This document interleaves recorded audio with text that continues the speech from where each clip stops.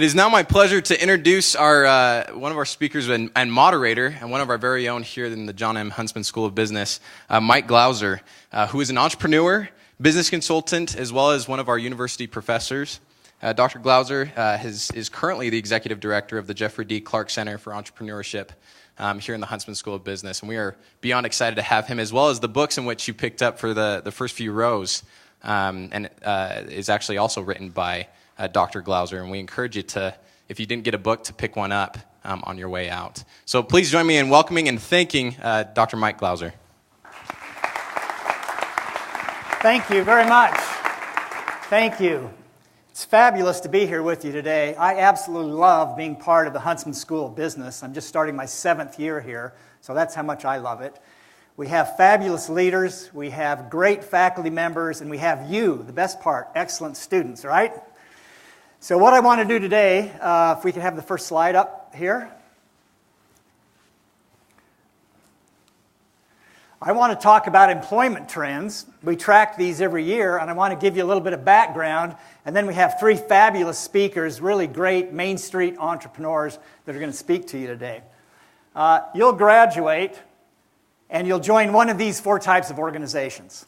So I don't know if you understand, but almost half of us work for small businesses in America. We tend to think that we're a big corporate country, but we're really a small business country. 31% of you will work for a large corporation, and that's 500 employees or more. 17% will work for the government, which would be local, state, and federal governments. And then about 10%, 8%, work for nonprofit organizations. But here's the very interesting statistic, and this is held for the last 2 decades, is that almost 2/3 of all the new net jobs every year are started by the small companies, not the large companies. So we have 28 million small businesses in America right now, and 22 million of those are solo entrepreneurs. They're individual, self-employed people running great businesses that are providing a living for them. 6 million of those have employees, but the average number of employees is about 20 employees. Okay, so that's what most of our businesses are in the country. We're down to 18,000 large corporations. That continues to drop. And the interesting statistic here is that we now have only 3,600 public companies. That's down from over 7,000 in 1997. So people aren't launching publicly traded companies any longer. The reason for that is it's way too expensive. 15% of the money that you raise will go to going public, and every year you'll have about $500,000 to $1 million expense to be public. But the most important reason we're not doing this is because they promote short-term strategy. You have to look good every quarter on your financials, and so you compromise investments in long-term sustainability. And so people aren't launching public companies. We only had just about 106 launched last year. As far as satisfaction at work, 67% of us, 2 out of 3, don't like their work. They're not engaged in their jobs. They say they go to make money and they can't wait to go home and do something fun after work. So that's 2 out of 3 of us. And then about 1 out of 5 really dislikes his or her employment. They feel like they're underemployed and underutilized. And here's the great number.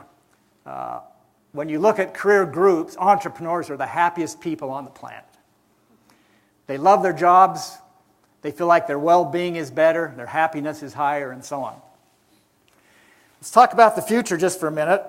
We all know this. Jobs are going away due to technology acceleration. We have e-commerce, right? We have self-serve kiosks. We have automated factories. We have robotics in just about every field in manufacturing. We have delivery drones. We have smart cars that will dramatically change the transportation industry. And because of that, that second point, revenue per employee in corporate America is going up significantly. In the last 5 years, revenue per employee went up 20%. So corporations used to do about $350,000 a year per employee. They now do well over $400,000. So we can get more done with fewer people due to technology. And so the study now, you've probably heard of, very famous from Oxford University. It's where Russell went to school. They looked at 702 occupations and concluded that 47% of these will be gone in a decade. So most economists are now saying that jobs of the future will be shorter term, they'll be project-based, and so on. So that sounds like bad news, but it's really, really good news. Okay? You're excited, right, about that? Okay, the good news is it's easier to start and launch your own job and company than it has been in the past years. If you think about our history, for centuries we were all entrepreneurs and small business owners, and we've only really had jobs for about the last 80 years. The idea of a corporation that hires all of America, that's a relatively new concept. And Andy and I had a chance to go to the University of Virginia recently, and we met with one of the top scholars in the field of entrepreneurship. And she said she really believes very strongly that when we look back at our history, this period of employment will be like a bleep on the radar of history. Because we were all self-employed entrepreneurs before, and more of us are going to go back to having our own jobs and our own companies. The good news, it's easier to start a company. There's a real bias now for small businesses over large chain corporations. Of course, we have great technology, desktop publishing, numerous software packages. We have cell phones, we have iPads. We can work from anywhere very cheaply. The ability to reach international markets is pretty awesome. Yeah, in our company, My New Enterprise, we have 2,000 followers from Ghana that we didn't have just a few years ago. So we're not bound by geography as we launch companies. It's very easy to raise capital through angel investors and crowdfunding. Many of us here in this room, how many of you have raised money through Kickstarter or Indiegogo? I have, Andy has. Okay, we got 2. That's a good start. The rest of you can do it. We raised $60,000 for this book project that you hold in your hands. So it's free money, basically. You pre-sell items to see if people want to buy them. There's now a very, very much so a high-touch backlash to the high-tech world we live in. So as we become more and more impersonal, we want relationships. We want to know the local butcher and the local barber and the local restaurateur and the local sportsman owner and so on. And so the environment is really great for starting small businesses. I'm part of a consortium of 300 center directors of entrepreneurship, and we meet every year. And I've been kind of amazed that every year the topic is how to launch a publicly traded company. Okay? So if you look at those numbers, that's like less than 1% of 1%. And yet that's the gold standard. We say, let's teach our students to get some technology. Let's teach them how to raise venture capital. Let's teach them how to go public. Let's teach them how to get a 5x or a 10x return to their investors and get in and get out fast. And yet nobody does that, you know. So why do we teach that?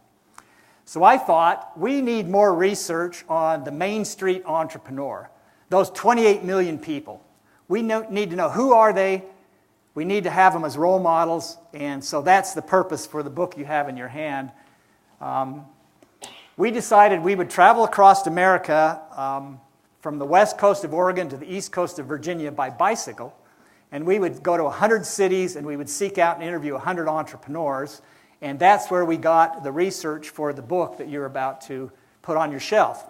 Some of you might read it, but you don't have to read it. Let's show the video. 4-minute video, then I'll introduce our speakers.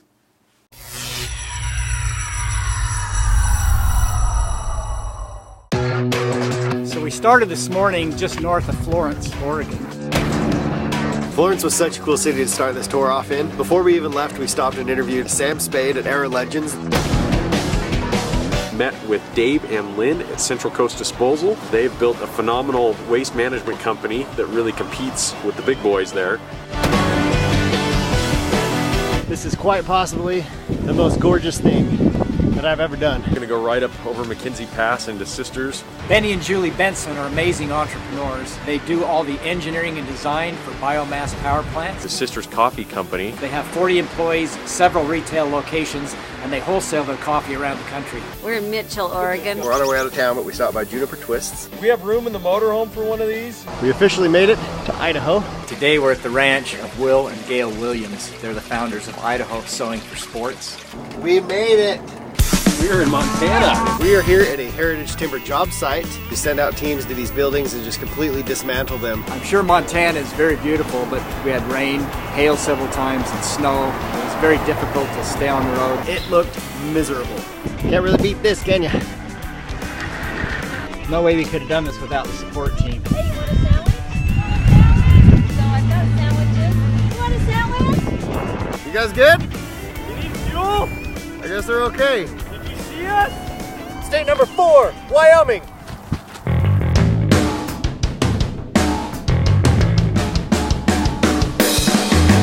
said, well, let's go into Jackson and meet some really cool entrepreneurs. We met with Jackson Hole Buffalo Company and with Steo Brands. I'm Joe Brando. Welcome to Absaroka Western Designs and Tannery. We have more walk-in customers here than I ever had in Denver. Welcome to state number 5, Colorado. My name is Dr. Alan Lim, one of the founders here at Scratch Labs. We also wanted to drop by Boa Technology. Welcome to our new offices. I'm Sheila Kemper-Dietrich, and I'm founder and CEO of La Liga. We are now here at KGNU in Boulder, Colorado to do a radio interview. Justin Gold and Nicole DeBoom are both going to join us. A cross-country bicycle trip to meet, interview, and film more than 100 people in 100 cities. Climbed up to 9,300 feet to visit Sundance Sheepskin and Leather. My husband and I started back in 71, I believe it was. I enjoy making things. I enjoy making things for people. Good morning, Kansas! We rode right into Kansas and got right down to business. I started in my basement. No idea it would take off like this. My name is Vicki Stobie. I decided I'm not going back to work. I'm doing something on my own. And welcome to the great state of Missouri. Randy Hammond, my wife and I own Wine Garden Vineyard. State number 8, Illinois. Welcome to Spinach Can Collectibles, me store in me own hometown. We are here today at the Kentucky Gun Company. We swung by Goose Hill Downs Bed and Breakfast. Hey guys, welcome to Goose Hill Downs. Can't go through Kentucky without riding a horse. We are at DeLima Stables, meet with Mary DeLima and her daughter Emma. I don't know how you can argue with my form. I looked really good, really natural. Let's talk about your jump. So much air on a horse. Did you see that sweet jump? So Sean and I have just ridden our bikes from Whiteville, Virginia to Radford, Virginia, and we've stopped here at McAdoo's and we interviewed the owner, Richard Mocker. This is our 47th day of riding. 4,000 miles? You guys are amazing! My name is Amy Gardner, and I'm a small business owner in Charlottesville, Virginia. I have a boutique that I've had for 20 years. This is probably one of the greatest experiences of my lifetime. The whole research aspect of this trip exceeded my expectations. 100 cities, 100 entrepreneurs, several thousand miles. See you later.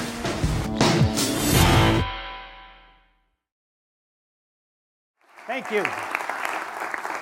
So we had a phenomenal experience, 4 of us, the research team, riding across the country, interviewing 100 amazing people that have built remarkable Main Street businesses, part of the 28 million that we have in America that we never talk about. They're all flying under the radar of the media, and so the book was to introduce people to another way to start a business and become independent and self-sufficient. And today we have 3 Main Street entrepreneurs with us. I'm very excited. Chad Champlin is going to speak with us first. Chad is the co-founder of Roolee Boutique. He started the company right while he was in school here at Utah State with his wife. They're a multi-million-dollar business just a few years after graduation, and this is the second company that Chad has started. Chad will speak for 10, 12 minutes, and then we're going to hear from Ellen Clark, the co-founder of Rainy Flies. They created, she and her partner, a marvelous company. It's based actually in Thailand, is where the manufacturing plant is. So it's an international fly fishing company. And she's also a USU graduate, an Aggie with a master's degree in instructional technology and some marketing. And then finally, we'll hear from Mark Fjeldsted. And this is an interesting business because it's a third-generation business, a Main Street company. Started by his grandfather, and it's been successful for 70 years. In a very difficult industry, so they have to be doing something right. So we'll hear from each of these speakers for 10 or 12 minutes, and then we're going to come sit on these chairs, and for the last 20 minutes, we'll answer questions, okay? So let's welcome Chad.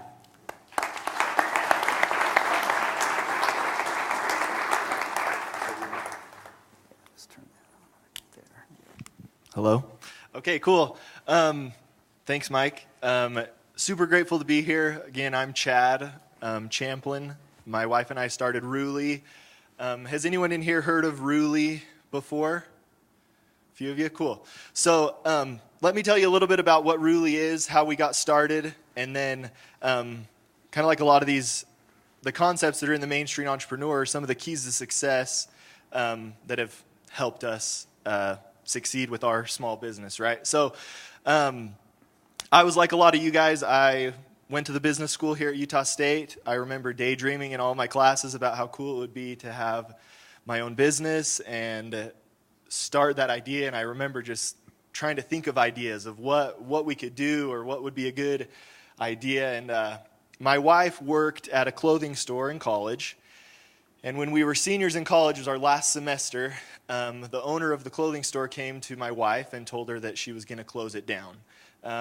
She wasn't able to put the time into it that she wanted, and it was too much work, and so she asked my wife if she wanted to buy the store from her and try to do it herself, right? So I remember when we were talking about this opportunity, and one thing that you guys will know is if you work hard and you keep your head up, opportunities will come, right? So what's most important is what you do with the opportunity once it comes or it presents itself. So I remember at first we thought we weren't going to do it. We didn't have the money. It was a huge risk. How do we go into debt right out of college, even more than student loans and all of that stuff. But we decided to do it. We thought it was a good idea. My wife recognized that there were areas that we could improve on from the way that the store was run previously. So we decided to do it, right? We decided to move forward with purchasing the remaining inventory that she had in her store and start our own, right? It was very small when we started. I remember we were in a retail store just behind Walmart here in Logan. It was about 850 square feet. We bought a bunch of clothes that was not my wife's style or anything like that.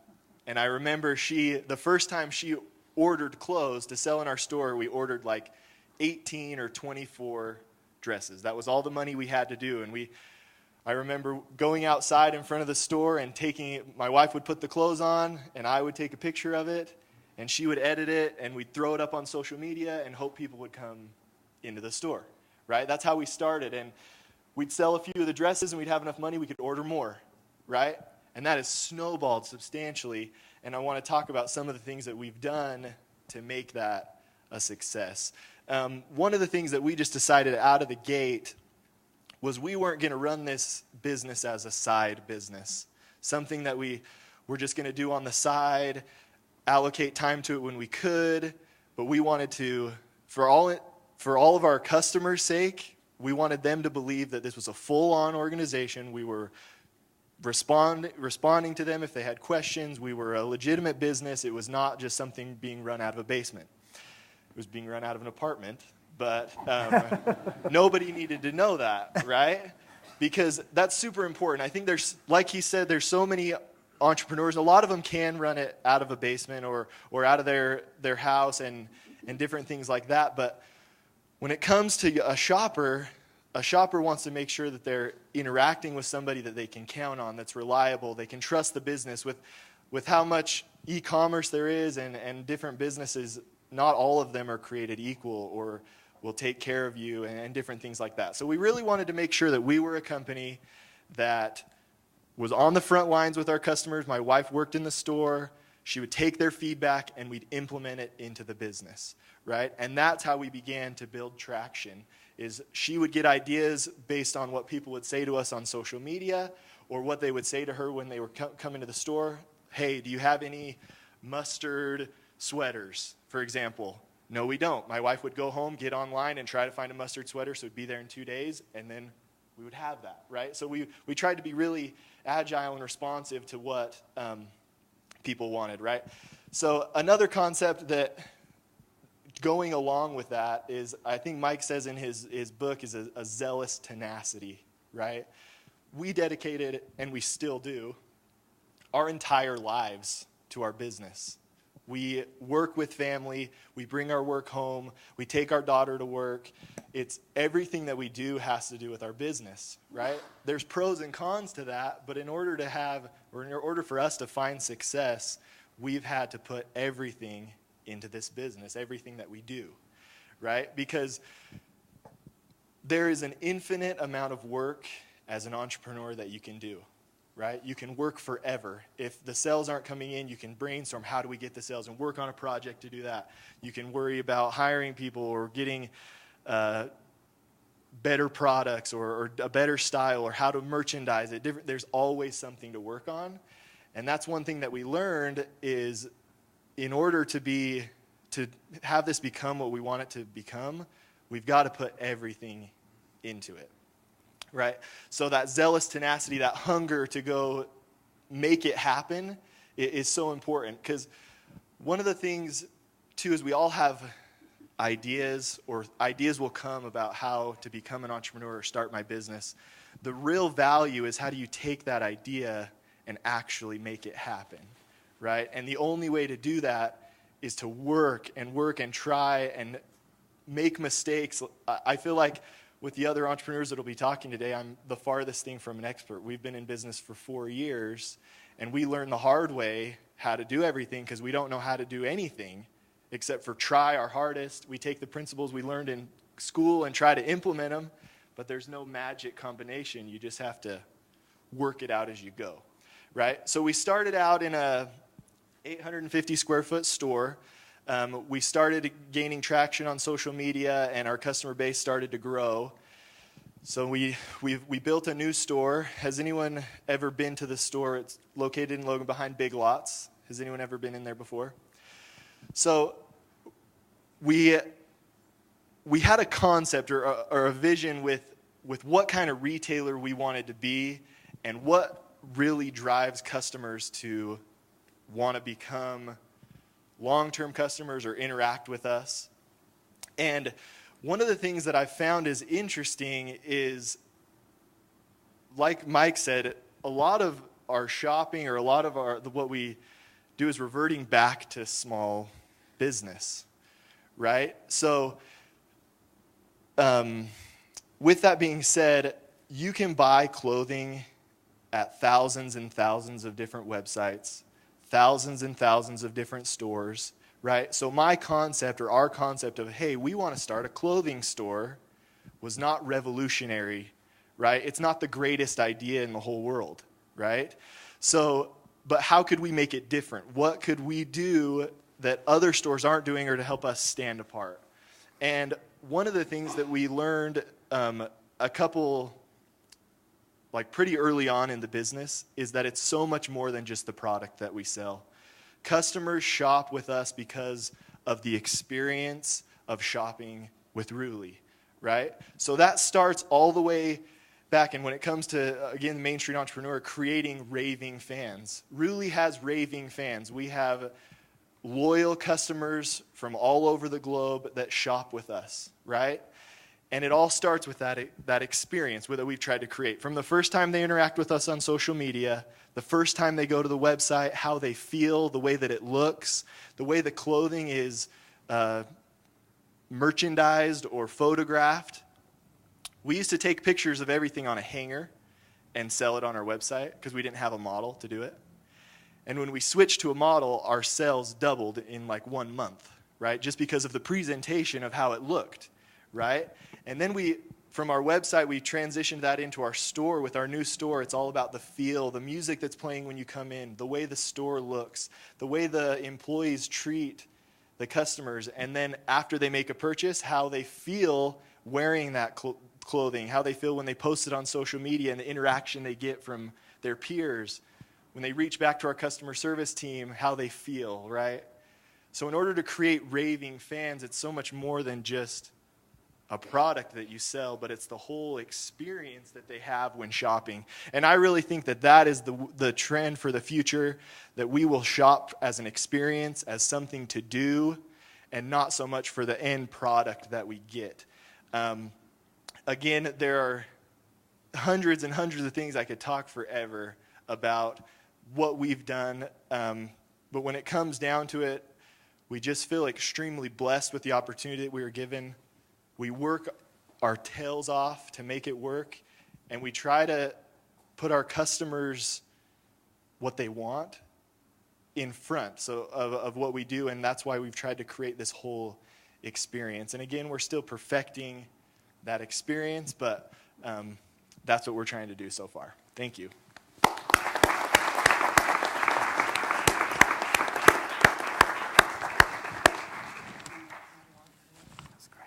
Hi, I'm Ellen Clark, and how many of you, just by a show of hands, are fly fisher persons? Aha. How many of you have fly fished before? Or did you bait fish? Because there's a difference.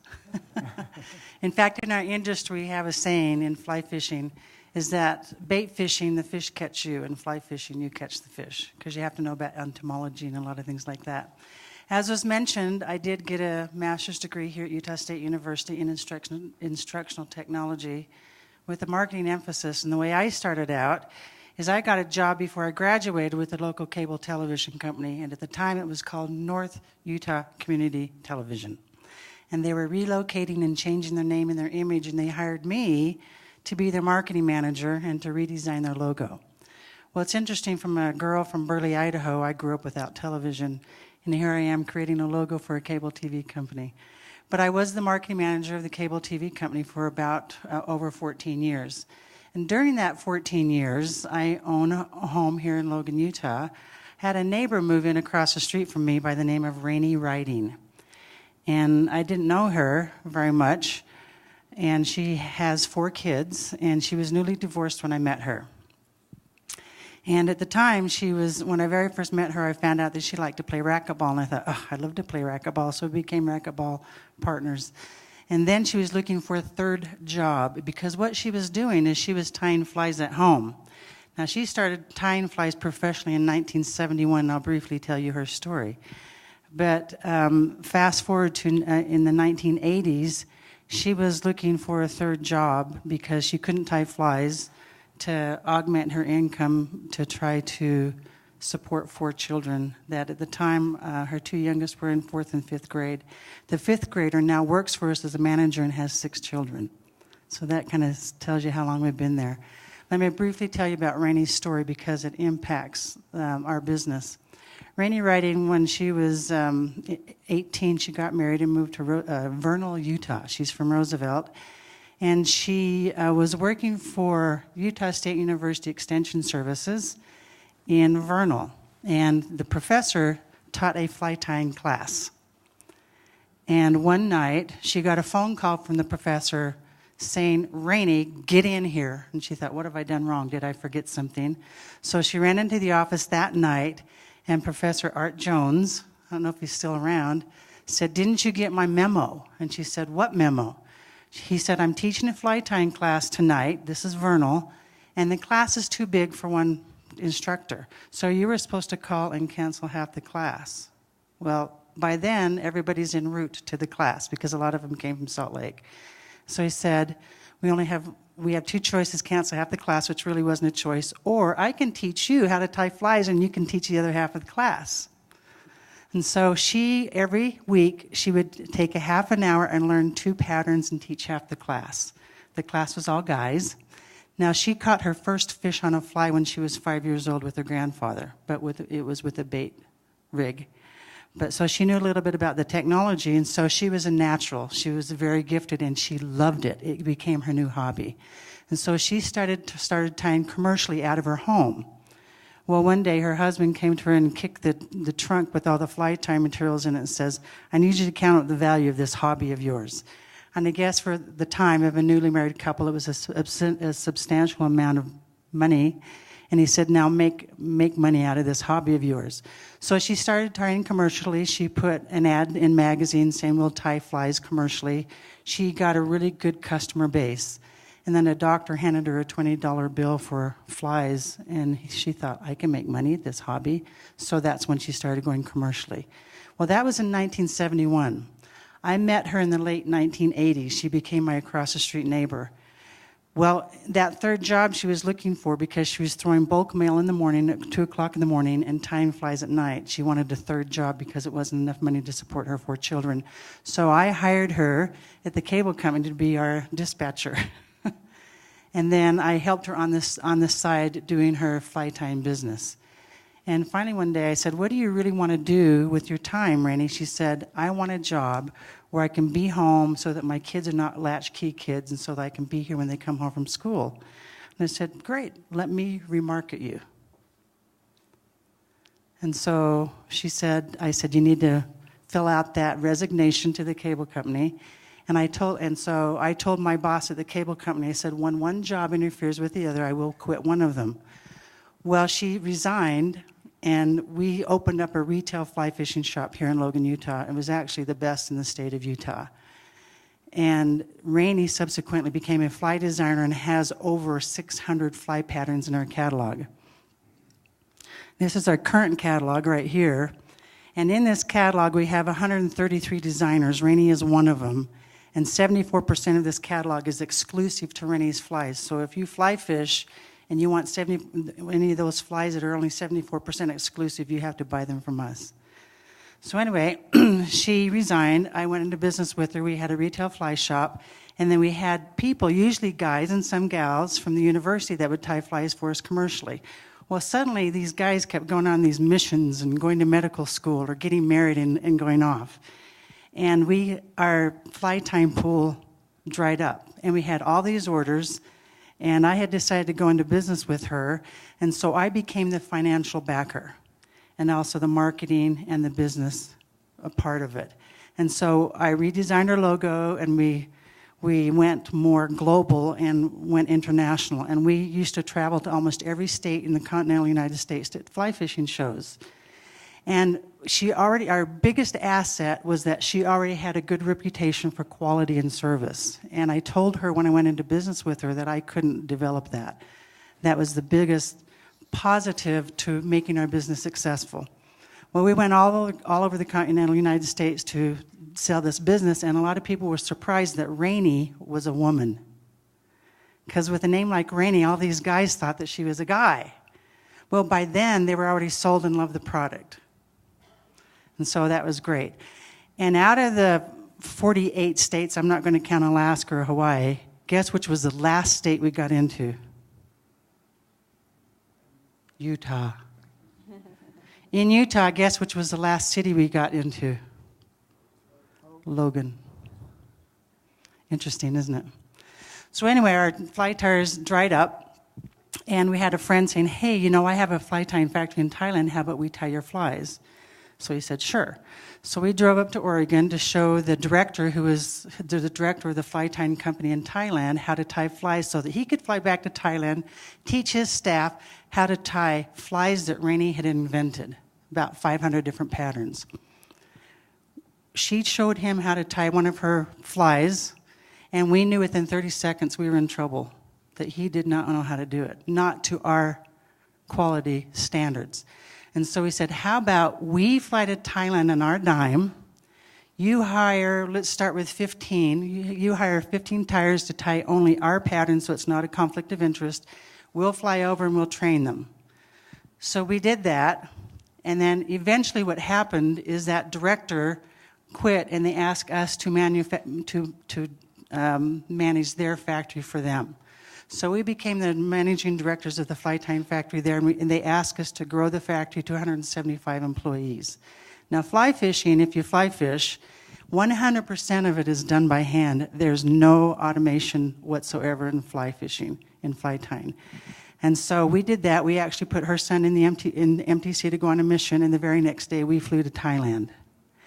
And we trained the staff there.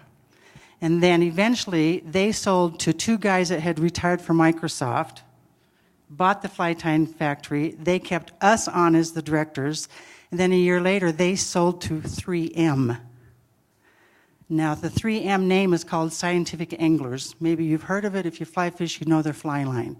Well, they wanted something to put on the end of that line, which is a fly, which is the manufacturing of the product. So we became 3M employees. And so after that, then a year later, 3M sold it to us. And we became, so instead of 3M being our customer, our employer, they became our customer. So that's kind of how that all evolved. And then what we did is we have done European trade shows every year, and we go to a different country every year, but now we don't go to them anymore because we don't need the business.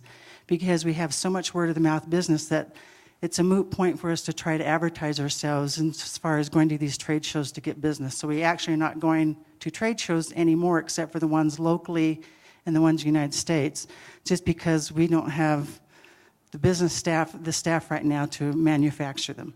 So let me just show you really quickly some flies. Where's my long one?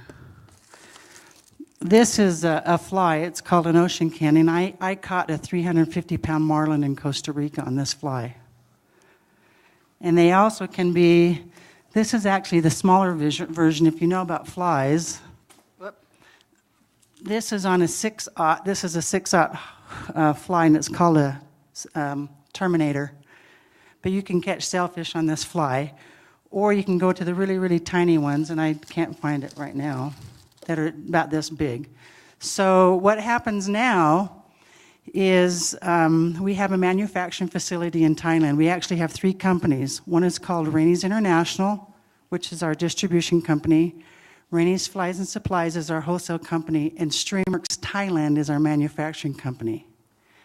And so usually I live in Thailand a lot of the year. In 2013, we also opened up Cambodia, and so I lived in Cambodia for a couple of years. But last year, I actually closed that company just because we couldn't make a profit, and be honest. So now we're just solely back in Thailand, and we're on piece rate. And what has helped us get through is Rainey and I have a philosophy in our personal life and our business life, and I think it would go well with anybody. We always make sure we're fair, firm, and consistent. Because when you have employees, you have to be those 3 things, or when you're a teacher or even a parent, fair, firm, and consistent. And just like was mentioned earlier with Chad, is the things that have made us successful, the number one is tenacity. I'm not saying professionalism, it's tenacity. And if you look at this catalog, we have about 133 innovators, and Rainey and her son are 2 of the 133, but we have innovators from all over the world that submit their patterns to us.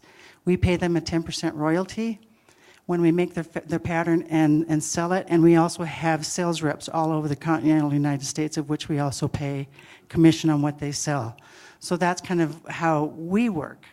And it's been a great ride, and right now we're in a position where our staff here in Logan, Utah, and also in Chiang Mai, Thailand, are kind of on autopilot.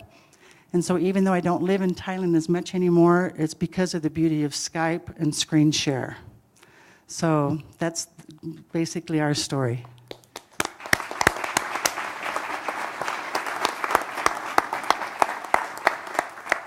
Okay, Mark Fjeldsted. My name is Mark Fjeldsted, and I, along with my sister, own and operate our family business called The Sportsman, which is downtown on Main Street in Logan. I do have a couple of slides that they were nice enough to let us bring, just to give you a little taste of what we're about. But this business was started in 1947 by my grandfather on my mother's side, believe it or not, which is interesting. And my grandfather, Jack, was an avid outdoorsman and skier and hunter and athlete. And he and my grandmother noticed that, this one here? Yeah. Okay. Oh, there they are. So this is them, and this is on their first date up at Bear Lake. And you can see my grandmother making okay sign. She invented that, so every time you use that emoji on your phone, it came from her. And the little caption here says that she thinks that he's okay. So anyway, that's their first date on a canoe up at Bear Lake. But this is him again skiing, and it's crazy, the outfits, and skis are huge, but he was an Aggie, and we're really proud of that. They were Aggies as well as we are. So, but they saw a need for sporting equipment and things like that in Logan, and so they started their business in 1947 on Center Street and about 75 West. If you know where Great Harvest is, it's probably right across the street from there, just about. And at one point, that was also the Greyhound bus depot. They took advantage of foot traffic to help their business out back then. So, but the one thing that they did, which was unique back then, is that they had a really interesting and good blend of soft goods along with the hard goods that they sold. So and the business has evolved over the years, but they started out with guns and fly fishing, hunting, and ski. But along with that, my grandmother insisted that they incorporate soft goods, unique clothing for men and women.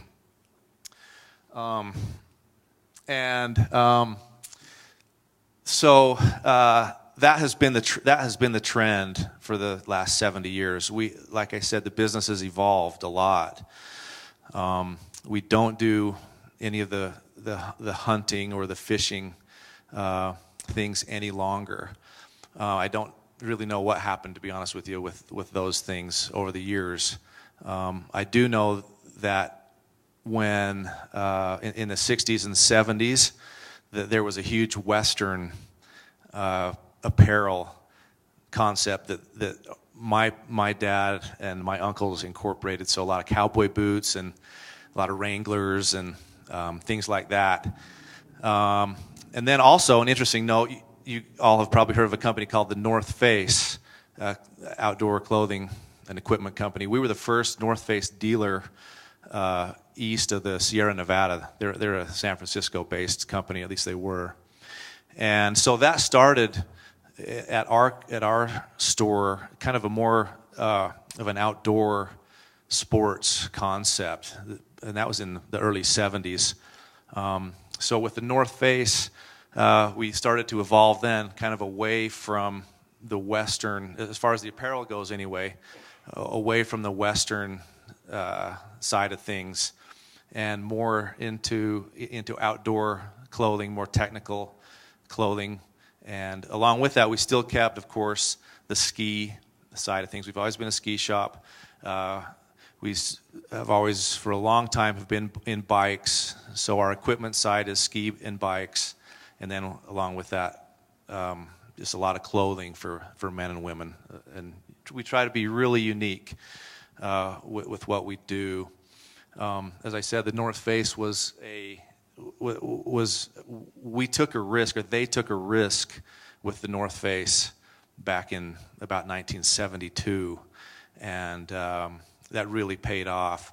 More recently, an interesting risk that we took, Chad talked a lot about taking risk, and that's all you do when you're in business for yourself. But another shoe company called Keen, who you probably are aware of, in 2004, they were a small company who the only thing they wanted to do was build a water sandal that offered toe protection.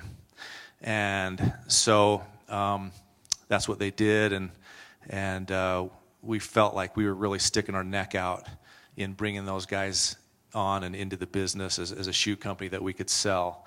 And that has been a huge success story, both for us and for them. We've just sold thousands of those things.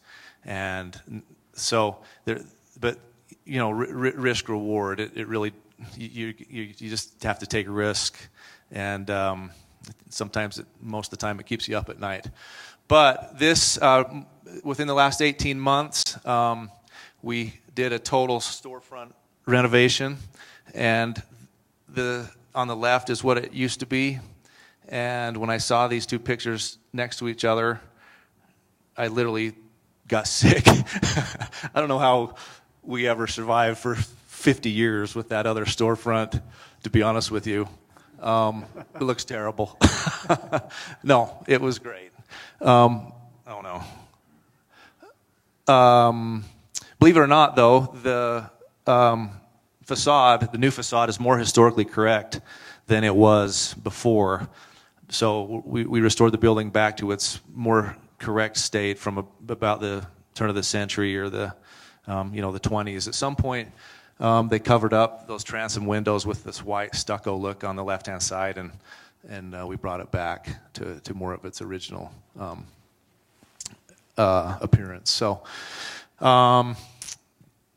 anyway, being in business for yourself is a huge challenge. We hear more and more of third-generation businesses that fail, or the deeper you get into the generations, the more they fail, and that's a challenge. We feel that pressure for sure. Things in retail have changed so much that, you know, we just have to be unique. We do everything we can to try and be as unique as possible. In addressing some of the things in Mike's book, we had an opportunity in 1999. I got invited to go on a ski trip. With ski companies to Europe. Head ski company asked about 50 ski shop managers or people to go on a ski.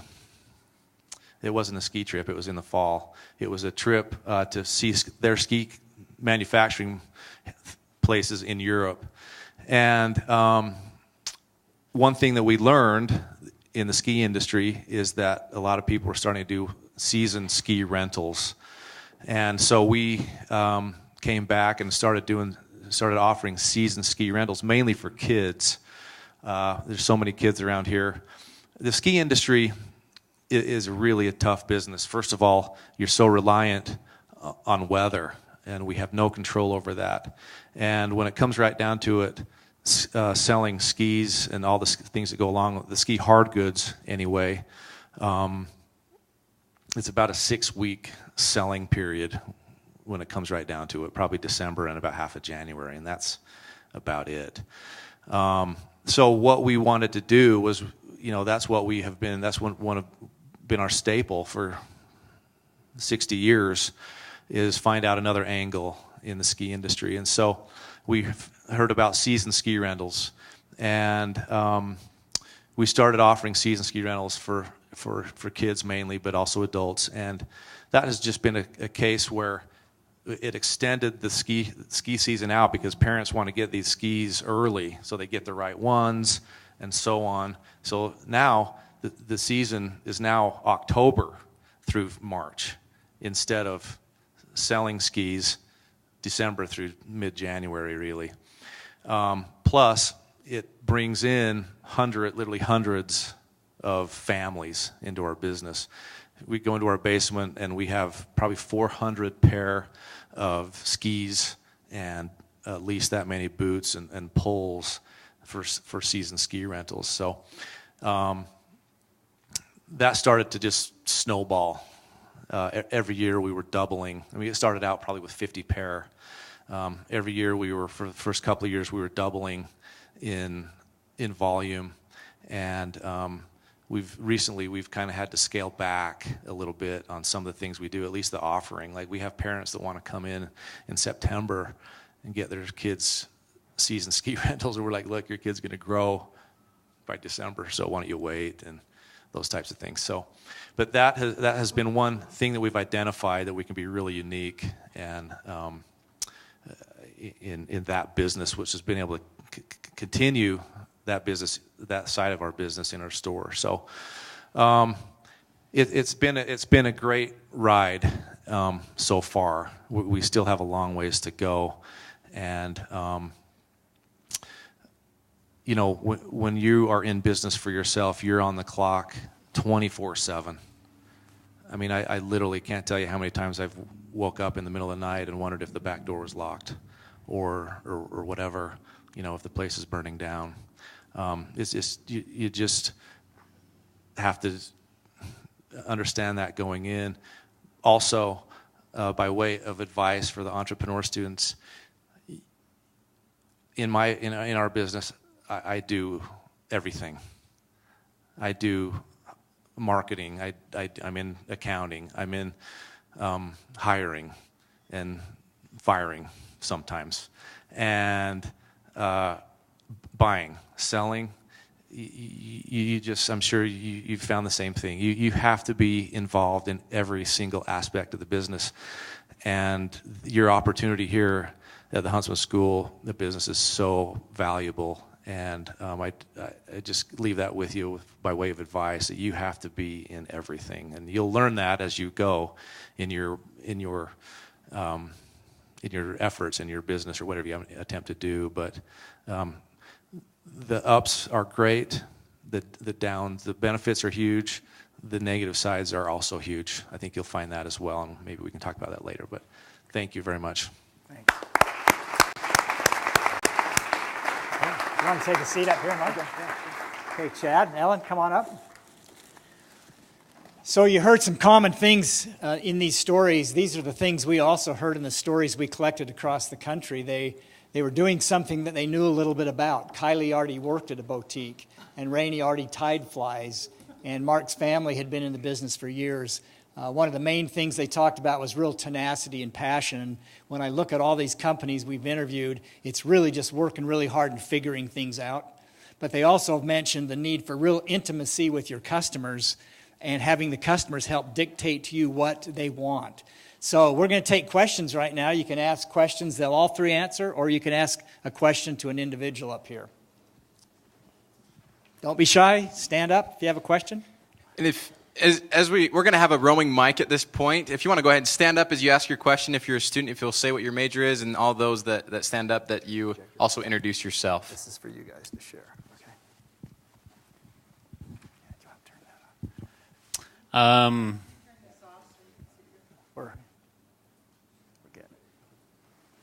Okay, great. So my name's Hayden. I'm doing marketing in German as a minor. Questions for Chad, actually. So I know you have a lot of competition internationally and locally. How do you, I guess, manage them? Do you go to their website, kind of see what they're doing a lot, or do you just kind of do your own thing? Great question. My wife and I kind of talked about that before we came. There's kind of a balance, because one of the things that we've learned helps us is to keep our head down and do our thing and not do so much of the comparing game. I really feel like there's enough room for all of us. And if we just compare what they're doing and try to beat each other all the time with price and different things, it's not enjoyable at all. It actually is worse for our business.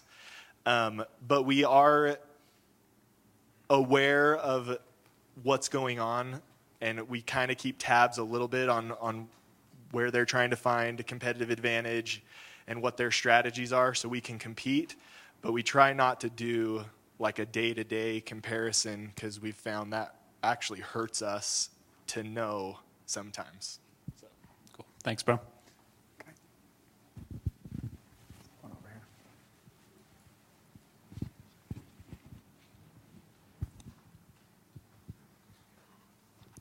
Hi, my name is Michael Scott, majoring in marketing and international business. My question's for Ellen. You talked about how you try to be fair, firm, and consistent in all that you do.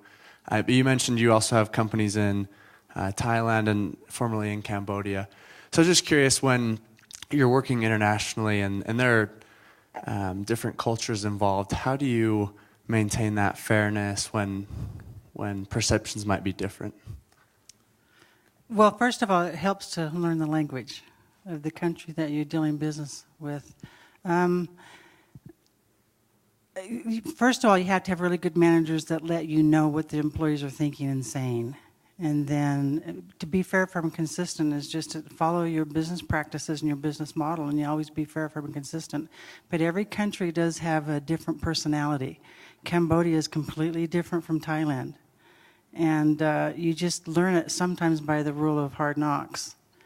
And I just did want to mention here for you women out there that Rainey and I are the only two women in the whole world that own a fly time business by ourselves without a male counterpart, so it can be done. And we're in a male-dominated business by like 99%, so it can be done. But when you are working in another country, learn to know the country and the culture and abide by it. But you find out that sometimes when you live in another country, you still take your Americanness over there. And so there's some things that you gently train them on how to do things from a profitable business standpoint. Did that help at all? Thank you.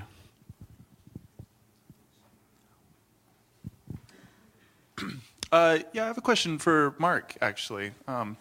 A lot of times when you're looking at kind of the Main Street entrepreneur, in your case literally, family often plays kind of a big role in that. So where this was something started by your grandfather and passed down to your father and now to you, was that ever an issue with the business? Was there ever a time when you didn't want to be a part of it or anything like that? Not really. In my case, my parents actually bought the business from my grandparents, right? And I was going. In my case, I was going to school here at Utah State, and one of the mainstays, a gentleman who had worked there for about 15 years, was going to move on, and that was about the same time that I was in school here, and the timing was more of a timing thing for me as far as working into the business. So there hasn't been any real timelines involved for us. We've slowly started to change or transfer ownership or whatever, however we've decided to do that. We've done it slowly over the years, and it's been a seamless transition for us. I know there's a lot of different ways that can be done out there, but for us, it's just been, we've kind of had our family is more important than the business, and that has carried through. So it's been really a seamless transition. But for me, it was more of a timing thing. It just kind of happened all at the right time for me. Thank you.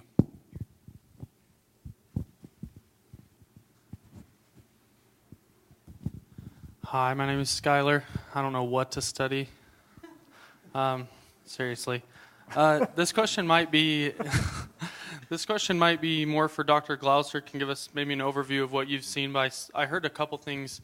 Both Ellen and Mark talked about limits. You got to a limit where your business, you had enough business. You got to a point where, you were bringing in enough, or you didn't want to grow. I don't know if I heard Chad talk about that, but maybe have you seen that, or do you know where that point will be? And then from Dr. Glauser, what have you seen from other entrepreneurs that when they get to that point? Okay, great. Why don't you go first, and then I'll make some comments. So there's definitely a point that maybe going and working so hard for that little bit extra dollar or whatever isn't the motivation anymore. For me and my wife, we've kind of gotten to a point where we've decided that we're going to do the best that we can with this opportunity, because we feel like we should always just do our best. And so whatever that is, we're going to keep pushing the limits to hit our best. And then also for us, we have 40 employees now, and to think about how many lives are being blessed because of our business is another huge motivating factor that keeps us driving. Again, we have to be kind of strategic on how you grow, but we want to, do our best always and bless as many people as we can. So that's kind of from my standpoint. You two want to comment? I think amen. Amen. Amen and amen. Yeah, about a third of the people you'll read about in the book wanted to stay small. They wanted a lifestyle. They wanted to live in a town that they liked. They were really happy doing $1 million in sales or $5 million in sales, and they were doing everything pretty much. But then a lot of them decided, like Chad just said, that they really wanted to grow and share what they were doing. They wanted to expand to create more jobs. They wanted to open more locations. They wanted to, benefit more people's lives. And so it really depends on what you want to do. And if you decide you want to scale, then you really shift from you doing everything to you now bringing a leadership team around you that can do a lot of the things that you used to do. So when Mary and I started one of our businesses, she was running it pretty much full-time out of a bedroom that we also had 3 kids living in that bedroom. And then she got to a point where she just couldn't do it. And so I jumped in and left my consulting job and started working full-time in this business. And we decided we really wanted to grow it and create jobs. And we wanted other people to enjoy the product. And so then what you have to do is you move from doing most of the work yourself to putting systems in place. And you have to put systems in place to duplicate yourself. And you have to find people that are also really passionate about what you're doing. When we would hire people, we would ask them why they would want to work for us. And if they just said, I just need a job, or it sounds like a cool place to work, they weren't as attractive to us. But if they said, we love what you're doing, we're your customers, we come here every day, it would be so cool to work here, those are the people that we would hire, because you got to duplicate that passion and that tenacity that you brought to the business when you started in the first place. So it's a little different type of leadership Rather than managing operations, it's managing people that can help manage operations. And it's really pretty exciting, but it's a different level. It's a different challenge. So.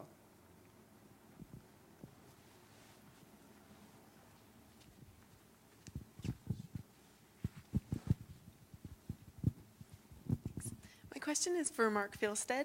You talked about companies that have been a giant risk, like the North Face or Keen, and then they've turned into successes. And have you ever had a company that has turned into an absolute disaster that you've signed with? And how have you gone through with that and that risk? And how have you gotten past either a failure or moved past it and grown through it? Of course, we've had failure. Yeah.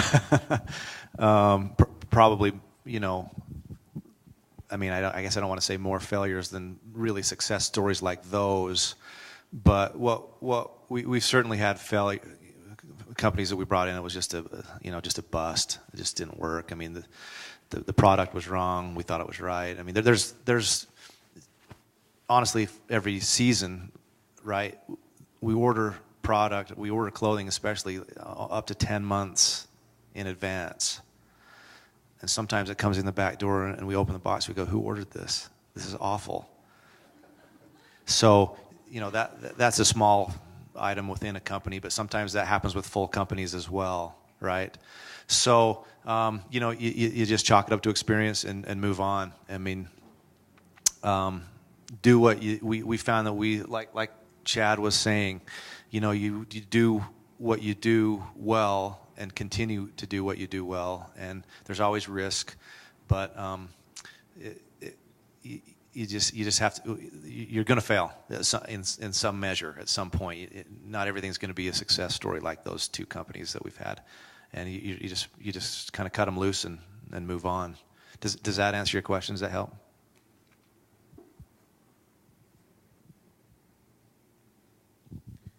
So my name is Barrett Hackler, and I'm a marketing major. My question for you guys is, you've all gone to Utah State, gotten great educational opportunities, but what are some of the out-of-the-classroom experiences you wish you would have taken advantage of while you were here?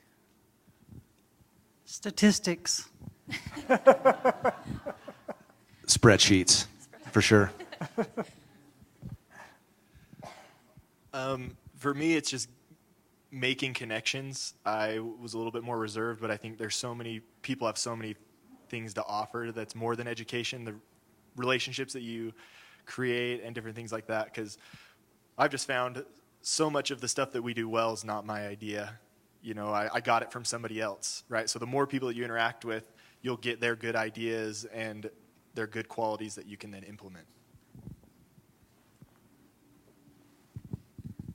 My name is Abby, and I'm an economics major. My question is, one of the concepts in Mike Glauser's book is serving the broader community, and I was wondering how you use your businesses and your opportunities to reach out and serve the community around you, and how that likewise has benefited your company. For us, there's a lot of people that reach out to us to have us donate product or donate gift cards or different things for auctions or fundraisers and different things like that. And we've also done like Sub for Santa things for Christmas and those types. But what it creates is just more raving fans, really. It helps you get fulfillment in the work that you do, and then also your customers enjoy seeing that kind of stuff and are more likely to shop with you, and just all the feelings that go along with business are so important, and that helps in that aspect. We've actually had quite a few of you come over to our factory in Thailand, so you know they do that. That's kind of reach out, but we are not a retail customer. I mean, a company, and we used to be, but we're not, and we actually don't like walk-in customers. You can if you want to come. I'll treat you specially, but it's actually we lose money when people walk into our warehouse here in Logan because we are strictly wholesale distribution. But as far as giving back to the community, here locally, we're a part of the local fly fishing club, and we try to do and support that what we can. Internationally, we do a lot of events in Thailand, and we try to support the business college here when they want to come over and visit the factory and set up tours and stuff, but we kind of have a little different profile than most. We get asked literally every day for a donation of some kind to some race or some charity or some event for a sick person. I mean, whatever it might be, literally every day. The other thing that we have been doing and are really proud of is that we're deeply involved in the Downtown Alliance.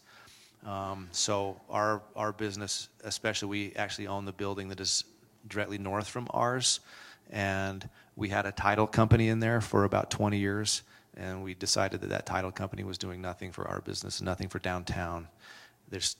So we did a lot to bring Even Stevens into town, which has transformed the restaurant community in downtown. Since then, there's been 3 or 4 new restaurants. Most recently, Lucky Slice was just opened just east of Ibis, and so the entire downtown community is thriving, and we're heavily involved in that, and we're really proud of that. So. I think we have time for one more question.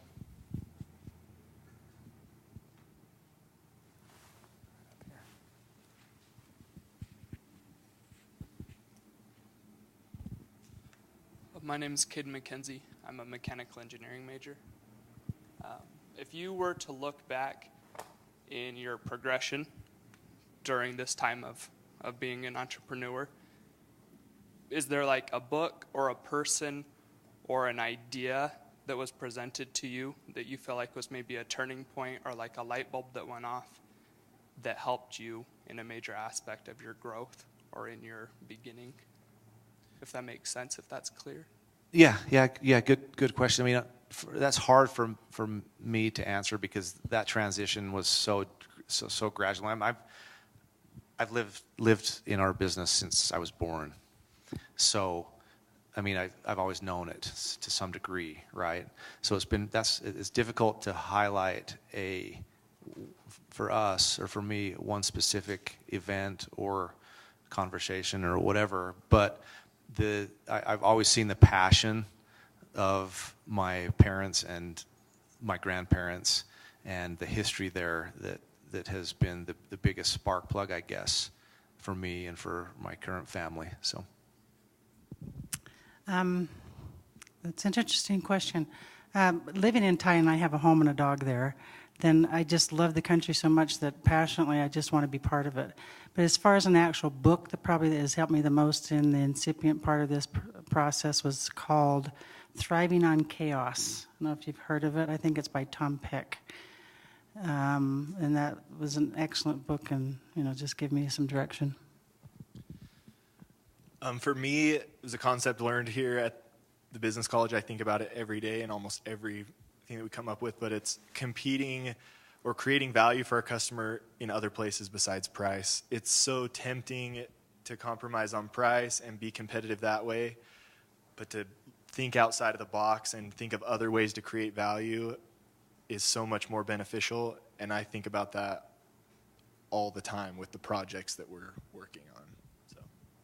Here's your greatest resource. Okay, thank you so much for coming today. What we try to do at the Clark Center is help you discover business ideas that you could turn into true business opportunities and actually build something if you want to build something. And I think these 3 entrepreneurs are great examples. They would probably tell you they're really no different than the rest of us, but they found something they loved and they've worked really, really hard. And we really believe that anyone can do that if that's what you really want to do. And we're here to help you do that and be successful. But let's thank Chad, Ellen, and Mark for coming today. Thank you.